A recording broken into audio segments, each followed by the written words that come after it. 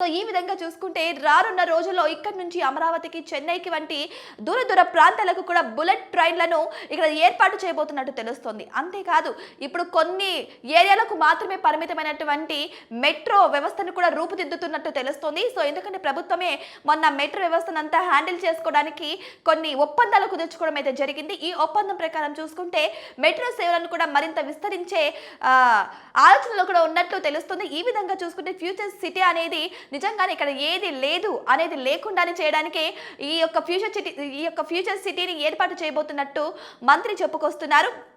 So ముఖ్యమంత్రి మాట్లాడిన విషయానికి వస్తే ఇక్కడ ఓడరేవు మాత్రమే లేదు, ఇక్కడ డ్రై ఓడరేవునైతే తీసుకురావడానికి మేము అన్ని రకాలుగా రూపకల్పనలు చేయబోతున్నాం. ఇక్కడ నీరు, విద్యుత్ ఏ దానికి కూడా కొదవ లేకుండా ఇక్కడ అన్ని ఏర్పాట్లు చేస్తున్నాం. సో ప్రజలందరూ కూడా సుఖ సంతోషాలతో బతకడానికి, అంతేకాదు ప్రపంచ స్థాయి